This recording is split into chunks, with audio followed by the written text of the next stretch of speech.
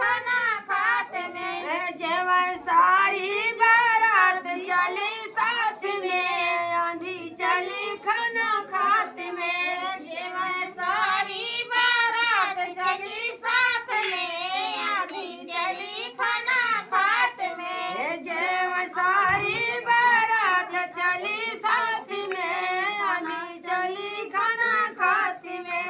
सकल बराती को बैठावे तो ना पकड़ी घर दई लागे पानी प्रसादी ने फिरा के परेशान लागे हरे बात में, आंधी चली खाना खात में। परसन चले हरे पात में, आंधी चली खाना खात में। परेशान लागे हरे बात में, आंधी चली खाना खात में।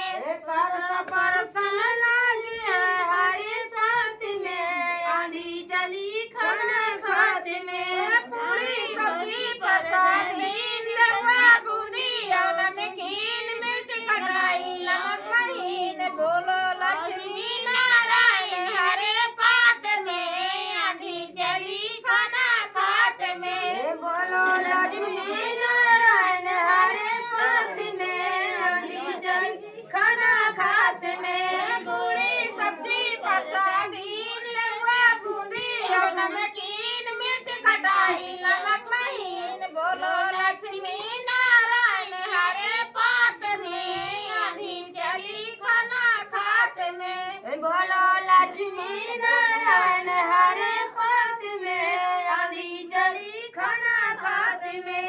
दशा भारी जो हो गई बारात में, आंधी चली खाना खात में। दशा भारी जो भैया बारात में, आंधी चली खाना खात में। मन लगे बाराती भाई, आंधी बड़ी जोर से आई एकदम गदा धूल दिखाई। बहू की सुनत नैया रात में, आंधी चली खाना खात में। कहूँ कहूँ की सुनत नैया रात में, आंधी चली खाना खात में।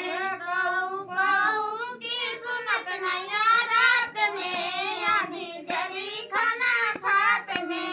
कहूँ कहूँ के सुनत नैया रात में, आंधी चली खाना खात में। दशा भारी जो हो गई बारात में, आंधी चली खाना खात में। दशा भारी जो भैया बारात में, आंधी चली खाना खात में।